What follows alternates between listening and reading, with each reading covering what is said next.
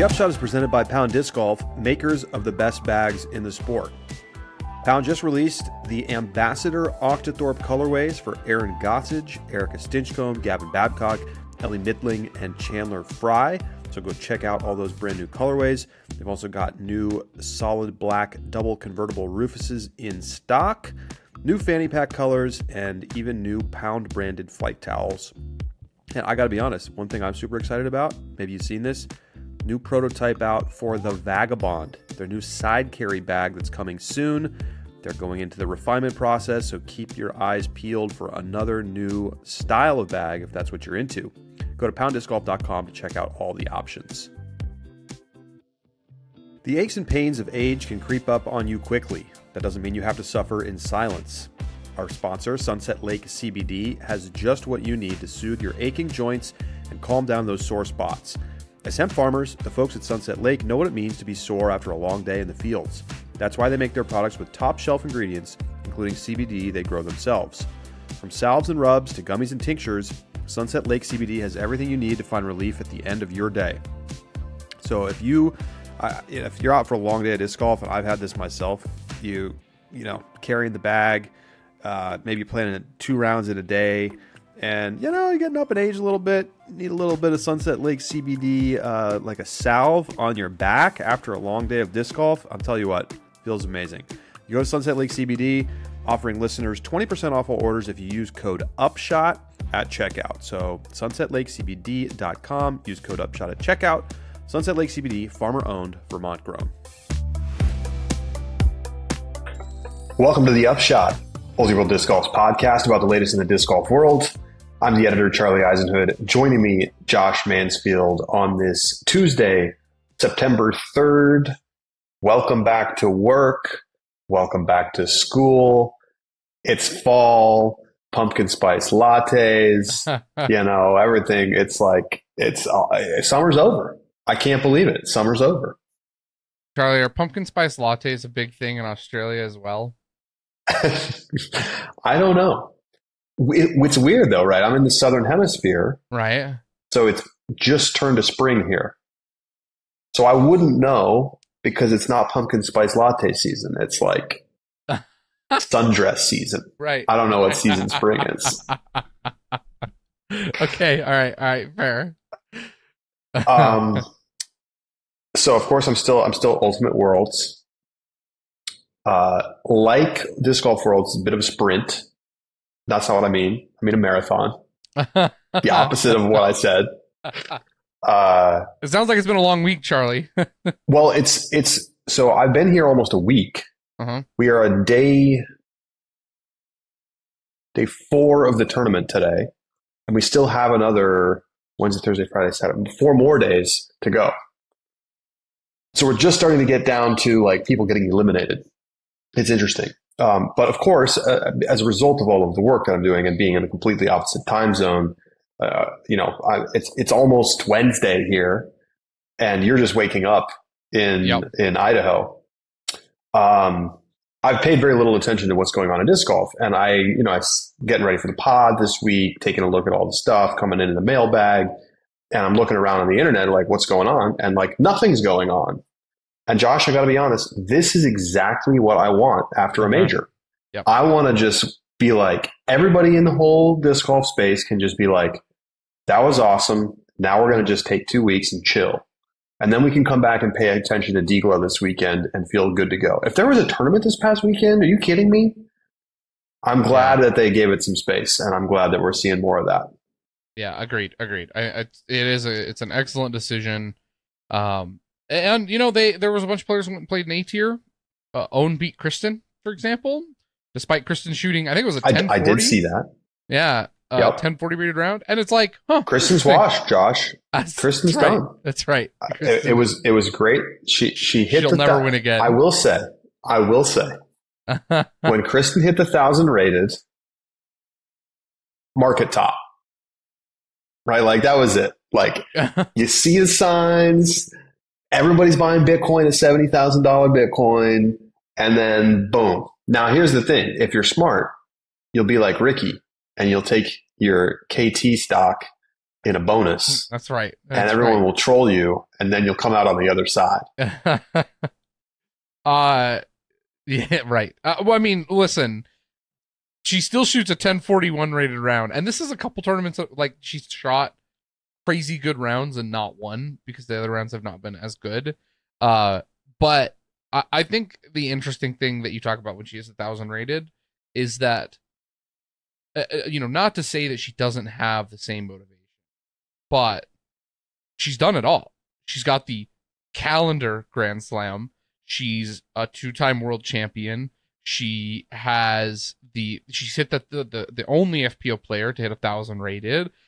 She just got married. Like, listen, I don't think she's washed. I don't think she's done. But my goodness, could you blame her if she's like, well, that was fun, guys. I'll see you later.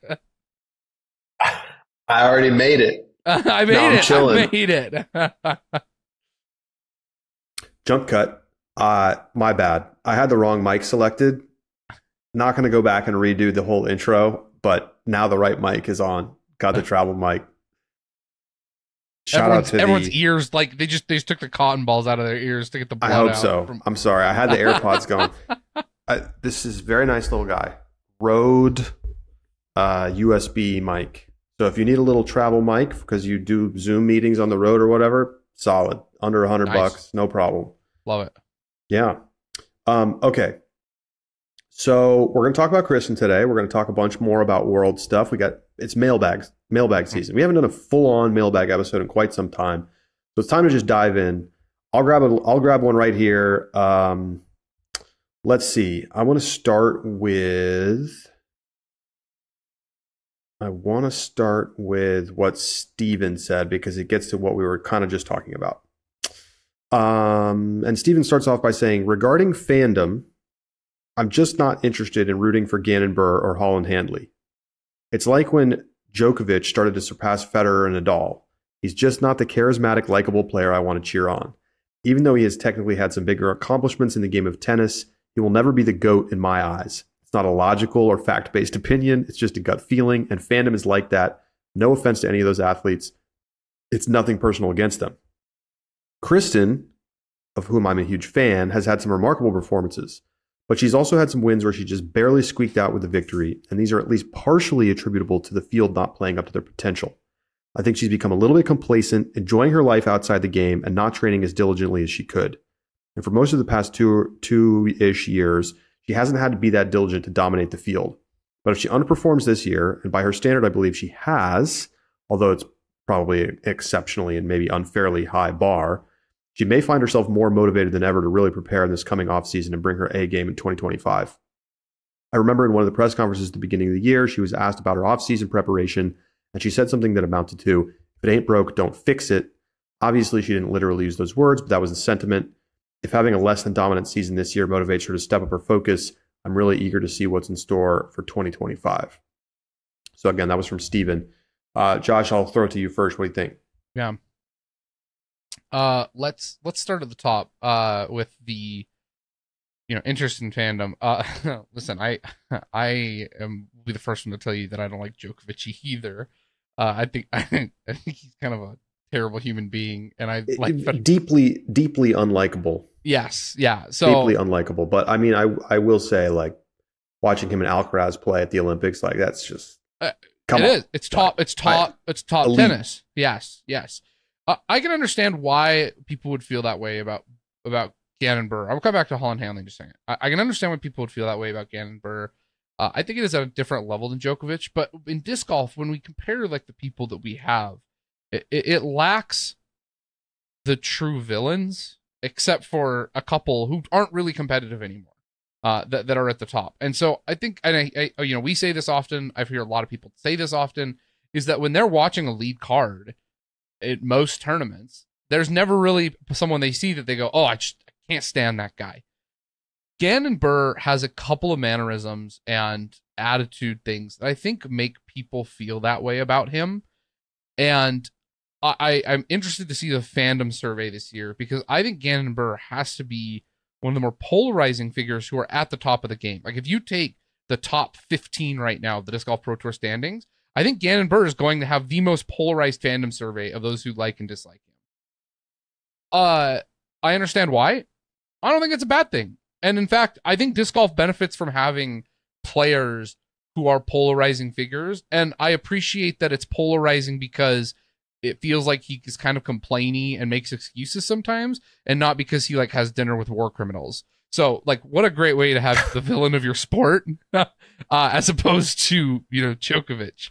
Like I said, I've got lots of thoughts about Djokovic, so we're not going to go down that road anymore. Holland Hanley, on the other hand, I don't see that side quite as much. I really like watching Holland, and maybe it's like the frustration that comes from, and notably, Steven doesn't mention specifics here about why he's not interested in rooting for Holland, so I can't speak to it as well. The blow-ups, I think, could definitely be something to be frustrating and make it difficult to be a Holland fan. The expectation that might happen, completely get that. But at the end of the day, I think a sport that has more players that are polarizing and that have reasons for some people to want to root against them is one that has more engaged viewership, even if Macbeth and Ricky aren't at the top of the card. Yeah, and I'll respond to the second part of what he was talking about with Kristin. Look, I mean, I think it's hard to say. Like, I haven't actually sat and looked through her whole set of rounds this year, but obviously coming off of a 4 major win season where you'd literally just crush everybody the whole year, the only place to go is down. There's no way you're going to live up to that expectation once again. And she hasn't, clearly. Yeah. She probably shouldn't have any major wins this year. She's been thoroughly outplayed at the majors. And she obviously put together one amazing round at European Open, and that was enough to overcome a really bad round. But, it was jarring to not see her ever really put together great rounds at Worlds. Because even on that final day, when she played bad, the whole 4 rounds preceding it, if she had played a Kristin level round, she could have won the tournament. That's how bad everybody else played that day. But she just didn't have it. I think it's a combination of her game being a little up and down, and the courses, I should say, being very difficult. So, do I think that this portends failure in the future? No, I think she's still going to do plenty of winning. I think she's, like many players, prone to having periods of very strong play, followed by periods of slump. And she's in a relative slump, but a slump for her still looks like a podium finish at Worlds. Think about that. She still finished on the podium. Yep. So I think Kristin is expected to win every tournament she plays. And thank goodness the FPO division is now deep enough that she doesn't. Because if it was 10 years ago, she would just win even when she played bad. And that's not the case anymore. Other players show up. And you got to kind of have everybody there, it feels like, because then otherwise you have an Idlewild where, like, no one else shows up. Owen shows up and everybody else stays home. But right. I think that, you can see at Worlds that, like, it can be very exciting, even if the level of play is uneven. And we'll get to that.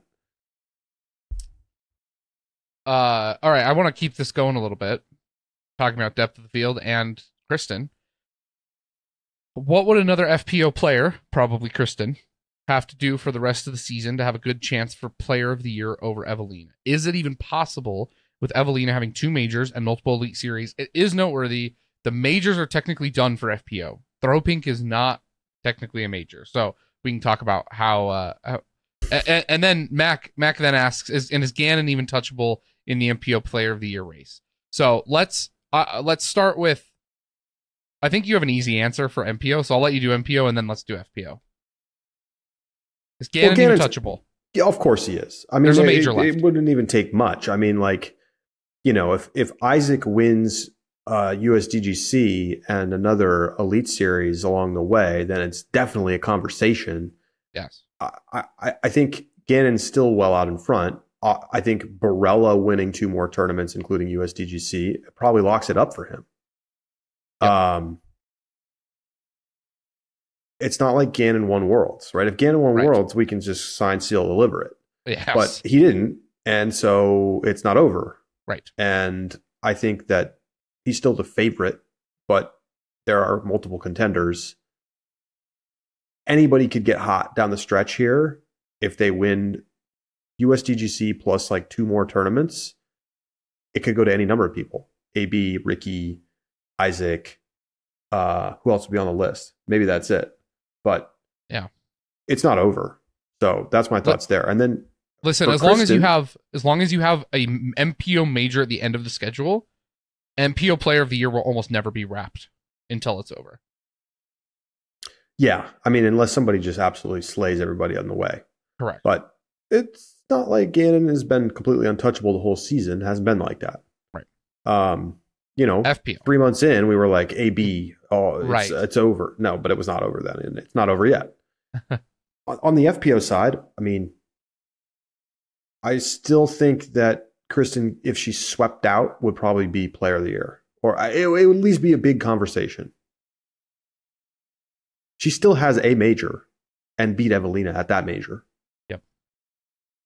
So you've got the majors all split up, right? I mean, Ev's got 2, so like that definitely matters. And she's by far the heavy favorite at this point, but it's not over. Evelina has 2 majors and 2 Elite Series. One of her Elite Series was Copenhagen that did not have Kristin. Yeah, I'm not counting that. It had a pretty weak field. Really feels like she's got the 2 majors and chess.com. And chess.com. Yeah. Kristin. Which, by the way, Kristin was not at. Great point. So her only time she's beat Kristin at majors, which deserves a lot of credit, right? She also has 2nd place at U.S. Women's, and she's 4th. And she's been on the lead card at every single final round. Yes. At the majors this year. She's been awesome. I think the resume is there that the 2 majors really puts her as the front runner, but Kristin does have 5 wins, including her major. And I really think that if Kristin, I don't even think Kristin needs to win out. I think if Evelina doesn't win another one and Kristin wins a playoff event and Throw Pink or the Tour Championship, we have a ball game.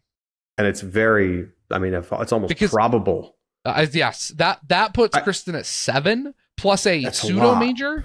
Like, that's a lot. That's a lot. That is a ton of wins. It's on the MPO side. Big question. Yes. So I think that a very real scenario is one that like very possible this happens, and we're gonna have to have a discussion about this. This is exact. I mean, no, it's not.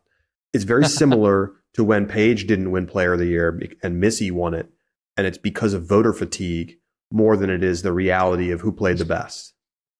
Because if you actually zoom out, Kristin has still been extremely good, just not as good as last year. Yes. But there's a case to be made that right now she should be Player of the Year. I don't buy that case, but I don't agree. I agree. I'm with you. I still think it's Ev at the moment, but it's not like it's like so obvious. Yeah. Okay. Last Kristin bit, and then we're off it. This comes from Adam. I don't know if there's anything to this, but it seems like Kristin's level of play has been declining since some internet schmucks called her out on her Circle 2 step putt, quote, foot faults. She specifically mentioned in your 1KT interview that she got physically emotional after reading those comments online, and I've noticed she's been step putting a lot less since then. Feels like she's exclusively standstill straddle putting, even from 40 to 45 plus feet. Do you guys think the internet got into her head and made her change her putting style? Is that impacting her game to the point of not being an automatic contender? I feel awful for her if these randos really mess with her.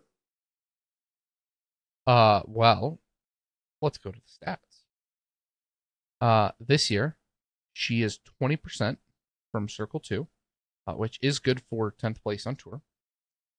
Last year, she was 20% from Circle 2, and that was good for 2nd on tour. So, it's an interesting thought. I haven't thought about the step putt thing since the 1KT interview, to be honest with you. I think there's a case to be made that she might be a little bit better with it, but I think she's also adapted. And the problem is that the tournaments that she's lost, because she hasn't looked good has not been because the putter has just left her. It has been because the throws look like they are happening completely detached from her body, and she cannot get her arm to do what she wants it to do. And so if it were the case that she just was losing tournaments because she was, ev putting, then I think we have a compelling case here and could talk a little bit more about it. Otherwise, maybe marginal difference, but I don't think it's the thing.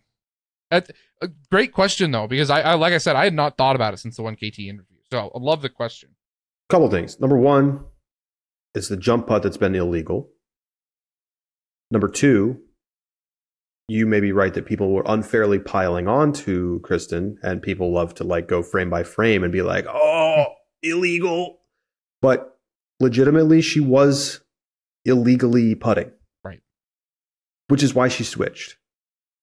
And it's too bad that she like took it really hard, but she also did the thing that I would expect someone to do who has class and integrity as a competitor, which is to adjust and stop doing the thing that is illegal, which is what she's done. And maybe that is impacting her putting in the short term because, of course, this is how she's been long distance putting, what we want to say 50 to 100 feet for how many years? A decade, whatever it is. So like, of course, that's going to be an issue where you're going to have some problems there. And I do think that if you actually went back and you looked at it, you probably see that she's converting less from that kind of range or distance. At least it feels that way anecdotally. So the thing is, I think it's kind of unfair to get mad at the people online for correctly identifying something that was not legal, even if you disagree with the fact that they like were super harsh about it.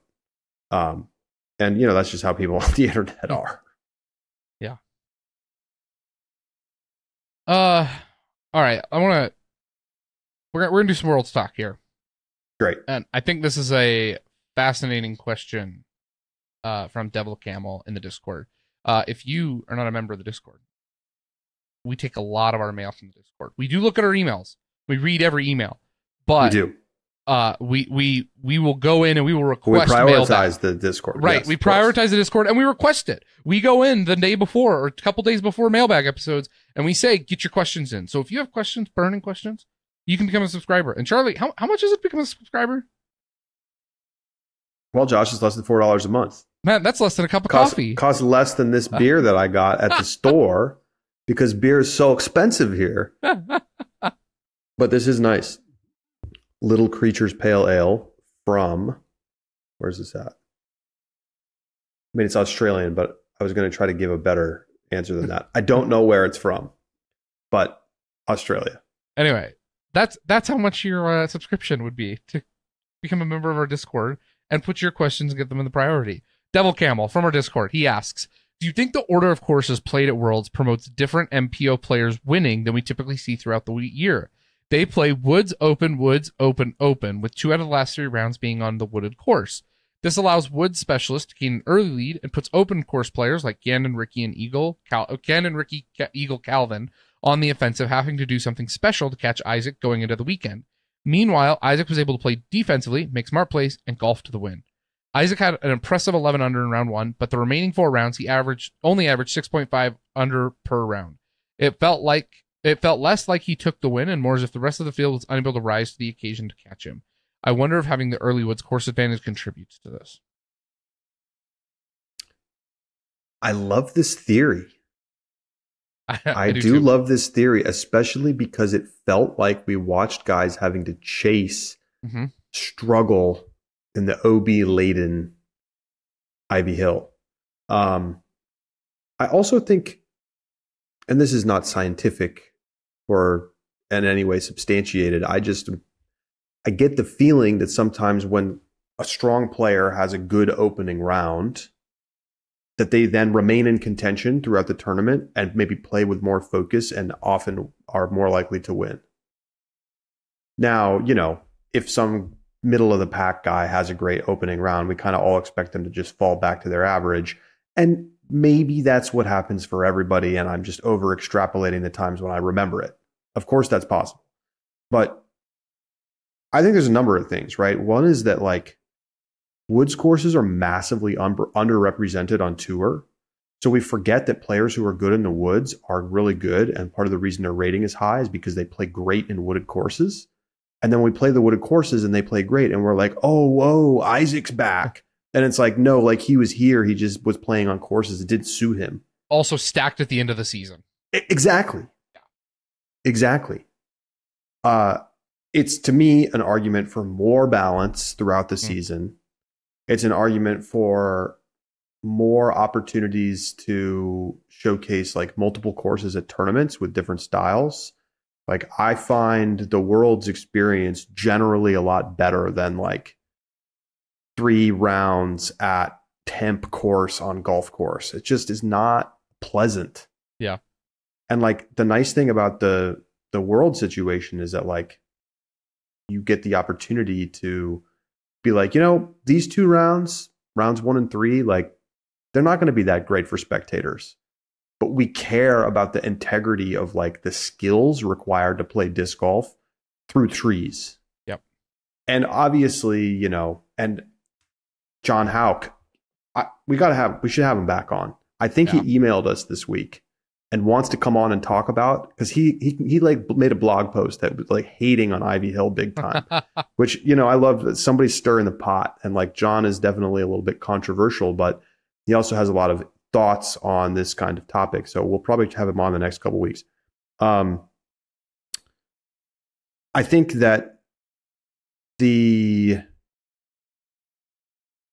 is potentially an element there of having a couple of wooded rounds early gives woods players the chance to be in the lead and apply pressure to the players who maybe would excel more on a more open course. Whether that amounts to enough to genuinely affect the outcome of the tournament, I'm not sure. 3 reasons why, even if Devil Camel's right, I don't care. First, I think that this Worlds in particular creates a little bit of an anomaly because and like contributes to this narrative more than in previous Worlds. First off, Isaac, I think, could have shot better than 6.5 average over the past 4 rounds, but didn't need to. And then number 2 is I think Ivy Hill was a particularly punishing course that made it difficult to push. But think back to GMC last year. I wouldn't say Fox Run, for example, is one that's particularly punishing for players who want to push an advantage. We've seen very high rounds there that would give players opportunity to make up strokes. Number 2, any advantage that comes from Woods being round 1, I think is mitigated by the fact that you only get 2 of them there. If it was Woods round 1 and there were 3 rounds at Woods, then I would say, okay, now we can have a discussion. But I think that getting 3 rounds for the open specialists outweighs and balances out that kind of 2 rounds in the woods, or the first round being in the woods. The third thing, and I think the most important, is that if you let's imagine that, you know, that we feel that's the case, and we put the woods at the end, like the Fort did, for example, at Utah Worlds. Number 1, the woods, I think, for those players like Gann and Ricky, Eagle, Calvin, who, you know, whether we want to call them, whether or not they're good in the woods, I'm not going to get into, but taking that group, let's say they are in the lead because they got open courses the first 2 rounds, and then they had woods on day 3 and day 5. The increased pressure of playing with the lead on the woods could be argued to be a bigger disadvantage for them. Because if they're not as good in the woods, then they're more likely to compound and blow up mistakes when they're in the lead in the high pressure rounds of final day and weekend golf. Additionally, I think that you did see cases at Worlds in Utah where James Conrad shot, and I went and pulled these numbers, an 8 down and a 6 down at the golf course, but shot a 7 down, a 9 down, and a 9 down at the Fort. And those were 3 rounds, but we played the open courses first, so it kind of balances out in the long game, you know, regardless of how it shakes out, in my opinion, based on the way that we've seen it. So, interesting theory. I think there might be some truth to it, but I think there's enough that like counteracts it that I don't care. I don't think it's unfair. I definitely don't think it's unfair because, like, look, in theory, the stronger open course players should still have an advantage because 3 of the 5 rounds are on an open course. So like, what more is there to say about that? Yeah. Okay. Let's see. Here's a random one. Alan says, watching Worlds made me think about a disc golf topic that has bothered me for a while. Drop zones. I don't feel that drop zones that are mandatory for any out of bounds shot, instead of only those that don't cross in bounds or make an island, are good for the competitive spirit of the game. I've started calling them punishment zones. Hole 4 and 17 at Ivy are prime examples of what I mean. Take Holland's shot on hole 4 in round 4. She hits the hay bales onto the basket, bounces 10 feet away from the basket, and is out of bounds, yet she has to go to an 80-foot drop zone, the same as someone that shanked their shot left off the tee and never sniffed in bounds. I feel like this is being done with the intent of, quote, making the hole harder, but in reality, it's just egregious. Making something harder by being overly punishing for a shot that isn't actually a missed shot is not good course design. Drop zone should be reserved for shots that are not able to produce a legal lie per traditional out-of-bounds rules, with perhaps exceptions for water hazards. And I will add to that, that's the end of Alan's email, I will add to that that clearly to me, hole 4 was designed to be Simon-proofed when, Nate Heinel got bamboozled. I think we maybe talked about this last week, when Simon blasted at OB over the course at the top of the green and then just took his par putt from the edge of the inbounds area because he crossed the island safe. So that said, Josh, I think Alan has a very valid point here. I'm curious for your thoughts. I think Alan's complaint is not, well, and I'm not meaning to say Alan doesn't know what he's talking about or doesn't know his feelings, but Alan's examples make me think that his complaint is less with drop zones and more with holes that have poor risk-reward designs. What hole 4 needed in order to make it a better shot and a better hole is to have an area that is designated, that is essentially your layup zone, that is an easy to accomplish stock shot, and maybe, I mean, it kind of existed, but like massive. I'm talking unmissable, where a player who doesn't feel confident being able to hit the green and stick the green can then play to this wide open area, pitch up, take their par. I don't think 4 had that reliably, especially for FPO. It was a far enough shot that really it felt like an all out in order to get there. And so I don't think there was really a safe enough play for FPO in order to create the decision-making calculus that I think Alan wants. And I think holes like this deserve. Because if your only option is to go for it, then an overly punishing drop zone is going to feel it's going to leave a bad taste in your mouth because players are going to have bad breaks. If you have a bad break when taking the riskier play, though, when a safe option was available to you, a reasonably safe option that also created a reasonable expectation of par, then I don't think the birdie bogey risk is one that I'm too upset about the fact that there can be bad luck. Hole 17, for example, I think part of the issue is that, and hole 17 is actually maybe one that I would probably disagree with a little bit. Evelina couldn't lay up if her life depended on it, but I think the layup play was a reasonable play. Maybe it needed to be a little bit closer, but it was reasonable enough. It was fine. Getting par was possible. The problem was the green was too small and no one wanted to go for it. Agreed. So you need it a little bit bigger so people want to go for it. But at that point, given that people have a reasonable option for a par layup play, then I don't have a problem with the fact that some players are going to get unlucky and have to go to an overly punishing drop zone. It is not the drop zone itself that's the problem. It's not having a reasonable risk-reward decision on holes that make overly punishing drop zones feel so bad. Here's what I don't like. Why have a drop zone where running it is like suicidal, so no one will do it? Like, what's the point? It's neither putting you in a spot where you have to make a shot, like you have to throw a shot, nor are you able to really run it. Like, it was a terrible hole. It was the hole 4's drop zone was way too far away onto an elevated basket with OB danger right behind it. Mm-hmm. Why would anybody run it? I literally saw no one run it. 0 people. I'm not saying it never happened because I obviously didn't watch every card go through the hole, but like, that is just a dumb hole design. Put it in the hazard area, like, I don't know, 5-10 feet back off the hay bales. Like, scary, but you could run it, and like reasonably people might go for it and make it and save their par. It's like a super hard hole anyway. If you give people a reason to make a decision, Josh, it's the same thing we talk about all the time. You have to have a reason to make a decision. Drop zone on hole 4, no decision to make. Lay up every time. So that's a stupid drop zone. And I understand the complaint that Alan has, because it's like Holland barely goes OB off a shot that probably should have been right under the basket if she had a tap in birdie. Instead, bad break, and then forced to take a bogey. Stupid. If that hole had a reasonable par play, then I don't care. I don't mind that a drop zone is a forced bogey. But the problem is this hole had no decision making. There was no decision making whether you want to play for the par at the beginning or if you wanted to run par from the drop zone. It was just go for it and you take a bogey if you miss. It's the whole hole's stupid. What was the point of the hazard short? Like, okay, so you're short and you get to have your par. But if you go for it and you're slightly long, you get screwed and take a bogey. That's dumb. But even the short hazard wasn't even guaranteed par in most cases, because like if you play it too short, then you're running it at the OB. And why not play that hole across the water? Like there's water right there, which basically is irrelevant because it's like, yes, it's OB, but it's OB long. You could just as well put string.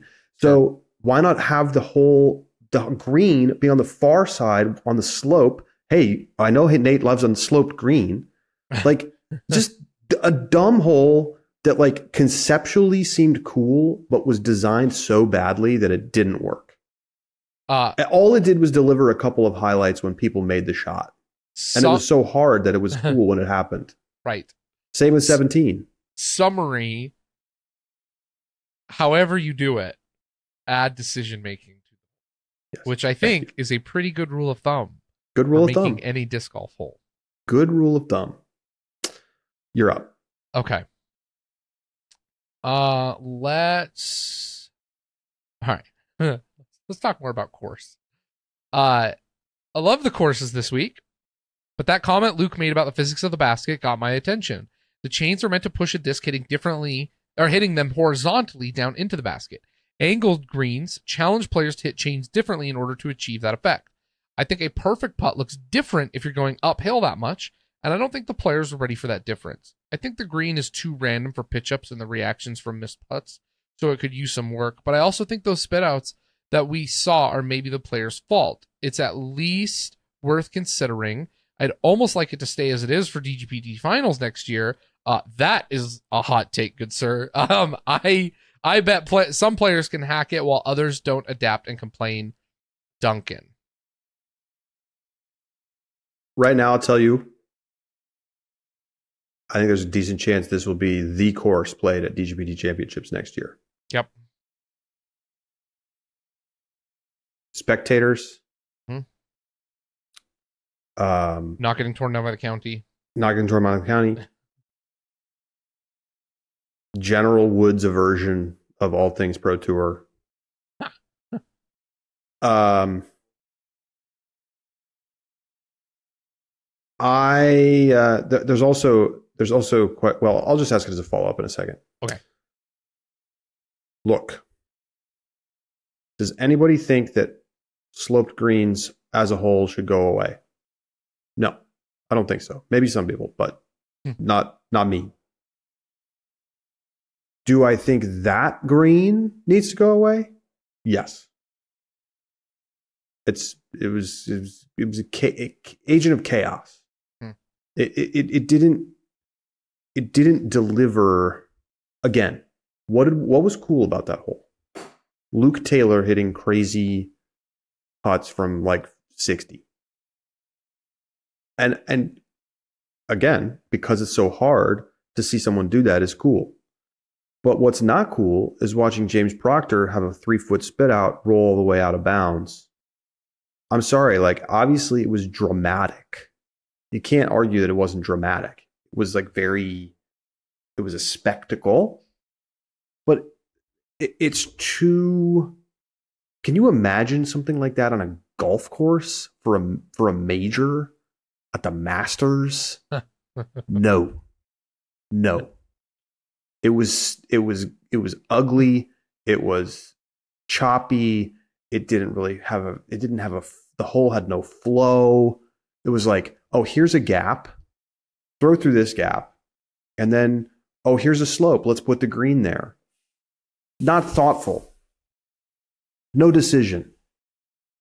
A lot of people laying up because what are you going to do? You can't throw a shot that comes into that green. What happens if you throw a shot that comes into that green? It hits, it rolls, goes out of bounds.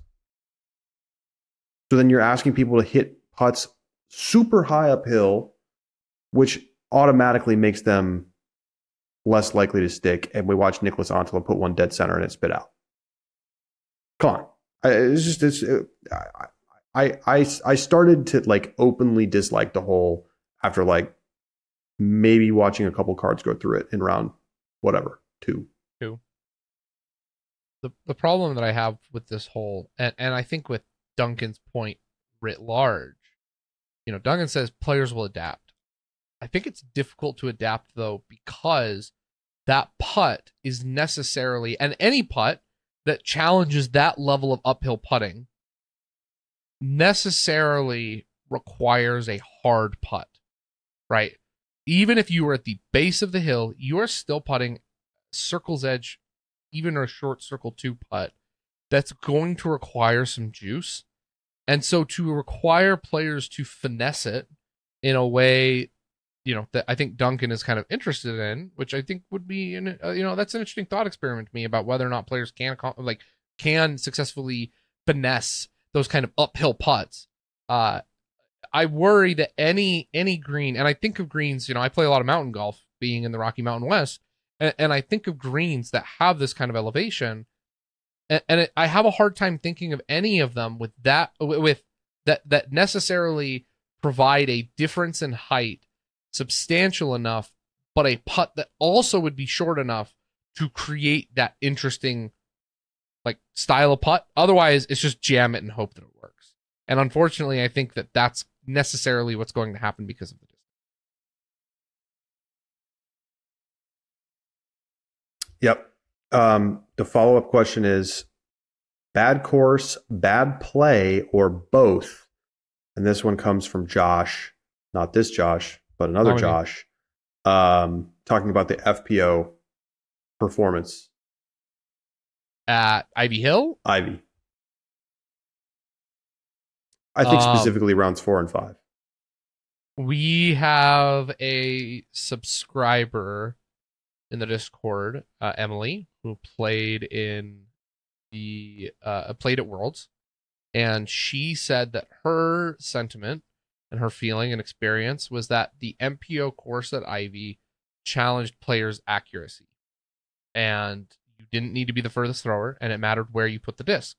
And in FPO, the distances were too long, and so it didn't challenge accuracy. It just required you to throw really far in order to have any shot at scoring on the course. So could I say that could players have probably played a little better? Maybe. But all in all, I think it was just it wasn't properly tuned for FPO. It was too long for FPO. To accomplish the same thing it accomplished on the MPO side. Yeah, I mean, I think there were some holes that were just simply too hard. I think there were huge demands on the distance, as you say. And I think that there was a tremendous amount of pressure on players who had to be executing at the absolute peak, right? Part of it is that for MPO, maybe the margin of error was 5%, right, on throws. And for FPO, the margin of error was 2%. Yeah. So you had a lot more OB, you had a lot more mistakes. But I think you also saw straight, simple execution fall apart due to pressure. I want to add one other thing. Oh, so sorry. It was a little bad play, but it was also a little bad course, just a really, really hard course. Yeah. Let me give you my quick though. What my expectation would be then. I don't mind a Worlds course that challenges distance, that requires and puts a premium on the open course on distance. I don't have a problem with that, but it has to do so for both divisions. Otherwise, it doesn't feel intentional. It feels poor design. So if you want FPO to be challenged in distance, to require excellent shots, and to have a out of bounds that is so far that players were initially dropping the disc and just walking to the drop zone. And granted, they tweaked it a little bit, but it doesn't mean it wasn't still a long shot. They took it from like a 260 carry to a 230 carry. If you still want that to be a part, then the MPO distance should be an out-of-bounds carry of 450 feet. Otherwise, I am just inclined to believe that you did not do a good job tuning the course to FPO, and you unintentionally put a premium on distance because there wasn't enough attention and like the correct layout applied for FPO. No problem with distance. Do it to both. Reasonable. Me again from your follow-up, or are you going? I guess I could take another real one because I Okay. asked you like a one-sentence one. Let's see. Casey asked about thoughts on debuting courses for a major for the pros. Both U.S. women's and world's courses this year were brand new to tour. On one hand, it could help level out the playing field a bit since most everyone has a similar amount of experience with the course. On the other hand, you don't get the opportunity to test the course design in a competition setting and adjust poor holes. I wish we tested it, but I'm going to give you the two reasons that, given our sport state and where it is now, I'm willing to accept it. Number one, if you ever make me watch a tournament the same year that it hosts Worlds, I'm looking at you, Emporia, I'm not going to be happy. I don't care which course it's on. I do not want to watch the same courses twice.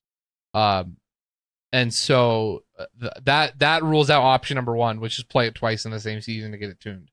Option number two would be to do it do it seasons before and do that. The issue with that, though, is that bids don't go out early enough to get it added to the Pro Tour schedule. I don't think, for example, and so you have to get yourself onto the Pro Tour schedule without knowing whether or not you got the bid for Worlds. I think that is an unreasonable burden on tournament directors and, disc golf areas, especially for ones that are trying to implement new course stops and new tour stops that aren't in previous locations. And so given that that's the case, I think in most cases that also is probably going to be unreasonable. And so while I agree with Casey that I wish our Worlds courses had a requirement that you had to be tested for 2 years and you couldn't implement it for a major until it was the third year on being at the professional level, I just don't think our sport's in that state yet where that's possible. And the alternatives to me make me more upset. And so I'm willing to accept new courses. I think you have to have some level of trust in who you're going to have run these tournaments at this point. I do think Nate Arnold has earned that. For as much as we've talked about some of the things I would complain about at Ivy Hill, I also think that it was an immaculately detailed course, and I think there were many interesting holes that I will remember next year. And that is not true of many courses. Yep. Do you remember any of the Harvey Penick courses, holes? Can you literally name one? No, I don't. No, neither can anyone else. But will you remember these holes? Oh, yeah. Many you will. So I think part of that is like the beauty of it, right? The layout, like the challenge. It is nice to watch hard courses. And the problem with only expecting to use courses that have already been in the ground is that you, by definition, are going to start to watch those get outgrown. Yes. We've seen it. Yep. Look back over the last 5 years, some of the courses that we felt like were like hard, challenging courses feel soft now. And that's not necessarily bad, but it also means that like for Worlds, we maybe want it to be hard. And that said, I will say like they were making changes up until a couple of days before this Worlds because players were like, what the hell is this hole? And that's not really what you want. I mean, I'm glad that they were like willing to make changes, but realistically, I think it's best if you can have a new design or a course that's new to tour get played by pros a year before the tournament will host Worlds, if that makes sense, right? So like going to Nokia and Tampere next year, we all know what we're going to get. but they've been tested. They've been played. They're going to make tweaks based on what happened at this year's European Open. And if we go to Portland in 2026, obviously we know those courses very well. So I think, I'm with you. I do think you need to be able to have new courses. But I also think you should be looking for opportunities to actually get them tested by professionals and not by like you and one other guy or whatever.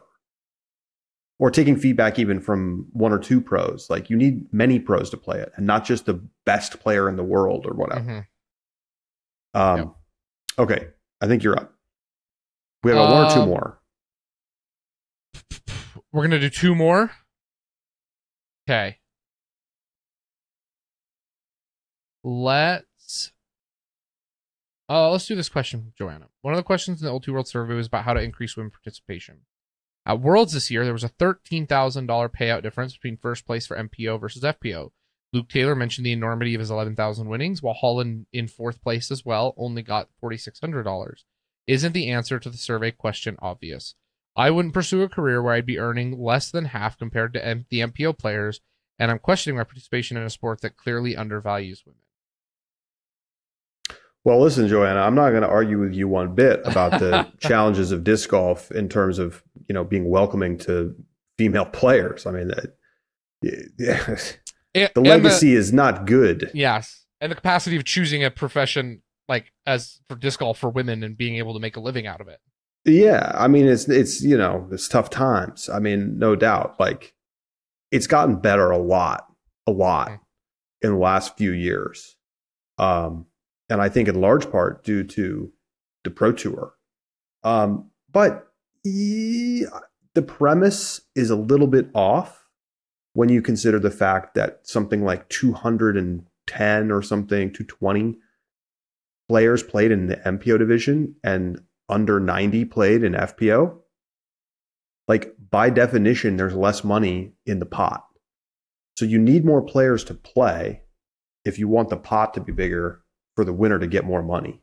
And the Pro Tour and the PDGA already add more cash proportionally to the FPO field. I think I've long liked it when we've had tournaments that do, for instance, match pay at the top, or they add bonus cash to the FPO field, even maybe all the way down the board. But realistically, it's not. You shouldn't expect to be able to have it be equal at this point in the sport's growth path. Like we just have to acknowledge that, right?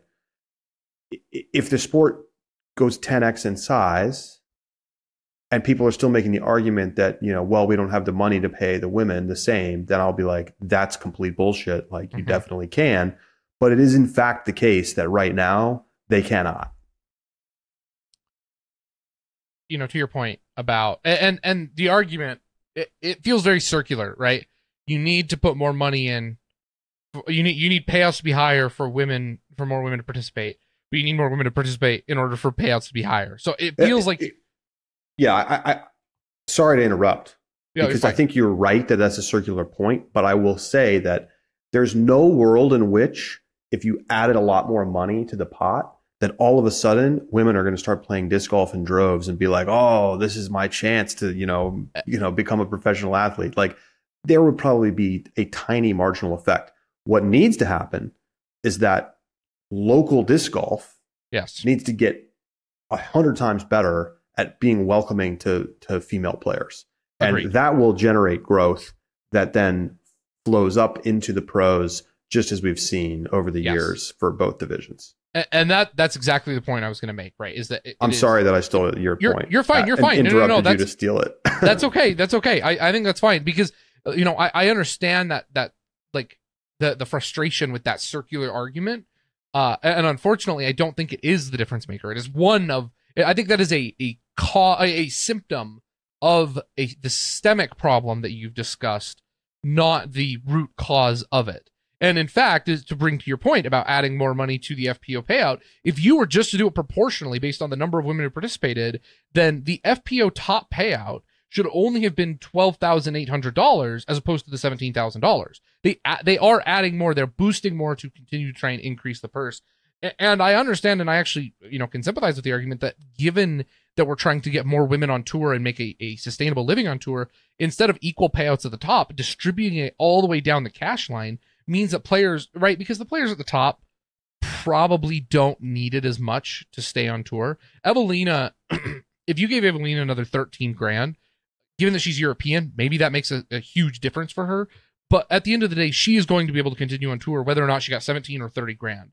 However, if those players down at the bottom, right, Madison Walker, for example, or Sarah Hokum, they're getting $500 a piece. If they're getting $500 or $600 versus $200, that might make, that's gas for an entire tournament, and actually can make a meaningful difference. So, but I agree, you need to there are systemic problems that have to be addressed and need to be continued to work on.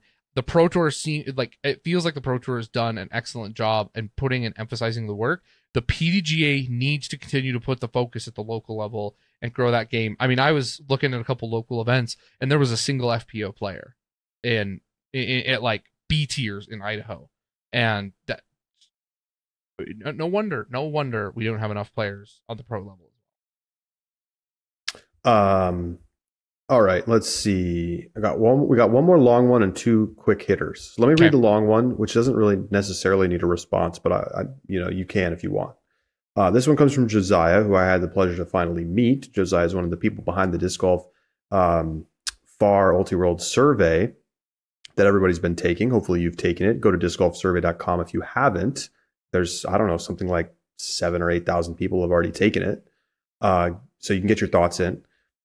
He said, I'm not usually an emailer, but I had a couple broader thoughts about after spectating at Worlds that he thought might be a good talking points. I've watched lots of disc golf, but I've never attended a pro event in person. Here are my takeaways after digesting my experience on the weekend. Number one, I'm significantly more impressed by the product produced by the Disc Golf Network after attending an event live. The level of coordination, communication, and talent needed to turn what was occurring live at the event across multiple cards into coherent storylines digestible by the viewer in real time is even more impressive than I had previously understood. Seeing the expansiveness of these courses, how far cards and players are actually from one another, and the cameramen running or being shuttled in golf carts all across the venue was eye-opening and made me appreciate the team and product at DGN even more. Number two, being there in person, the players felt so much more relatable. I think how DGN frames them and their shots goes a long way in framing the players as elite professionals. Standing near them and relating more to them as peers or fellow disc golfers made me more, not less impressed though. Seeing how poised and focused they were, despite a crowd of 500 plus breathing down their necks only a few meters away, was truly what impressed me the most, more than any throw or physical skill. In person, Holland's collapse felt understandable. Isaac's poise felt unprecedented. I think viewing on DGN, those two feelings would probably be reversed. Number three, it was 100% necessary for the final two rounds to be at Ivy Hill.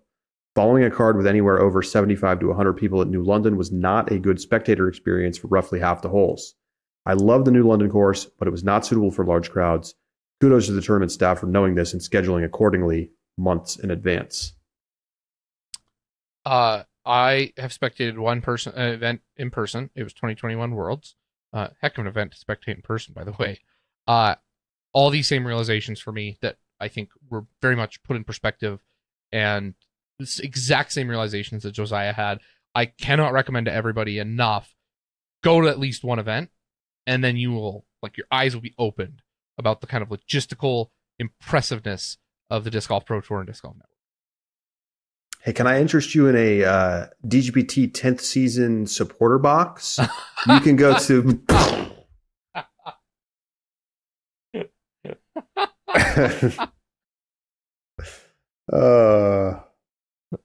Okay. All right. We got two quick hitters, Charlie? We got two quick hitters. We'll get this one out of the way, and then we'll go to the last one as a wrap.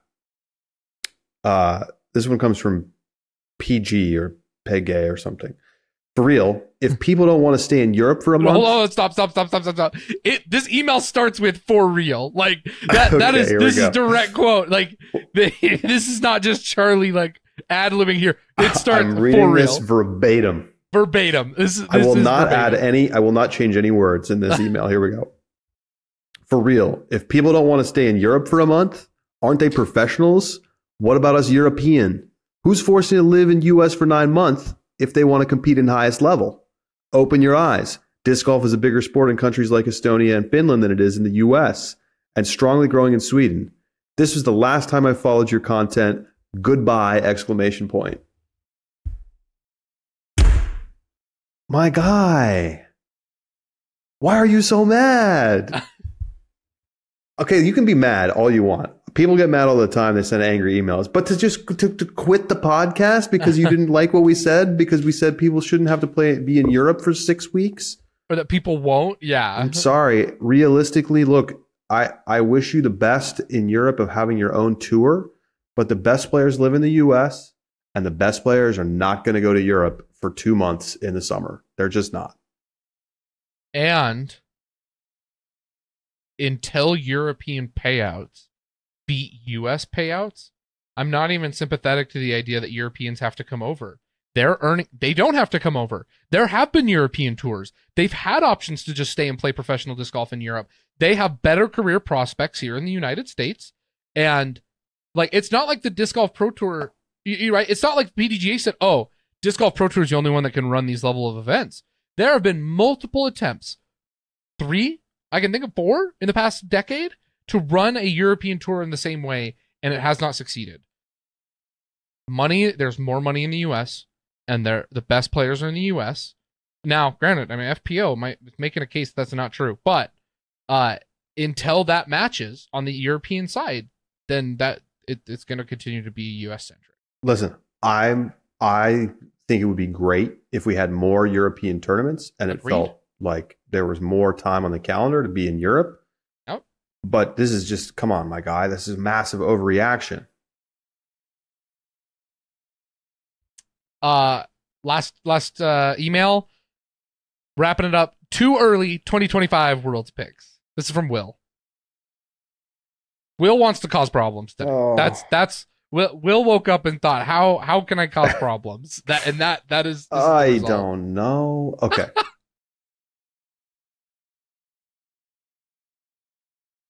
We made these picks, Charlie. Don't forget that. We already did this. Yes. After I wonder Europe. if I'm going to say the same things that I said then. I'm still saying Kristin. Okay. I'm sure I said that before. I'm going to say AB. Okay. All right. I don't even like it. I don't know. You could just say Gannon again. You don't even like it. What did I say before? I don't remember. I don't remember who you said it. You might have said Rick. I think you might have said said Rick. I think I did say Rick. I think you said Rick. I like and that Kristin. pick. I like that pick. All right. So you're sticking with Rick and Kristin. I mean, I'll say AB. I said AB today. All right. Today my mood changed. I was in a slump. I'm out of the slump. I've been slumping as the prophet, so that's right. I'm gonna stick with my picks. I think it's gonna be Gannon and Holland. Is Holland the odds-on favorite right now? No. If there were, if you could bet right now on who would be the winner, Holland would not be the top. She'd be number 2 behind Kristin. Would she be ahead of Evelina? She might be 3. Might be 3. 2 majors this season? Like, and I had to defend the take in the Discord because people came at me for disrespecting Evelina. But listen, if Holland hadn't had a meltdown this weekend and had played okay, you probably would have a world champion Holland. Evelina doesn't putt well enough still. And it's a case of, and I have more confidence in Holland's ability to start to shake those yips than I do in Evelina's ability to fix the putter in a substantial and meaningful way that she could challenge Holland on a full 5 rounds where Holland plays her game. There's a lot of disc golf between now and then. That's all I'm saying. Who knows what's going to happen? All right. Well, thank you everybody for tuning in. This is a fun one. You can always reach us, upshot@ultiworld.com. We'd love to get your takes on this week's mailbag questions. Things that made you mad. If you want to quit the podcast too over a benign take that we had, I guess email, because it's fun to read people who just lose their mind about stuff. And we'll be back with you tomorrow, actually, because we've got this is not a playoff, right? This is a DGPT Elite event, or Elite Plus. Elite Plus. Okay, it's Ganon time, is what I'm hearing. Yeah, that's right. I mean, watch out. You got 4 4-rounders coming up in a row. Like, Ganon might be locking up POTY in the next couple of weeks. So we're going to get you ready for D-Glow. We also are going to talk Manufacturers Cup. We have not looked at this in quite some time. Yes. And there have been some sponsorship changes. That's right. There's been some stuff going on we haven't even really addressed. So we'll address that tomorrow. We will talk about how things are going. Innova having a major champion for the first time in a while with Evelina. So interesting times, and we will break it all down tomorrow on the Upshot. Thanks for being a listener. Give us a 5-star review wherever you listen. Give us a like and a subscribe over on YouTube. And we appreciate you being with us. For Josh Mansfield, I'm Charlie Eisenhood. We'll talk to you tomorrow right here on the Upshot.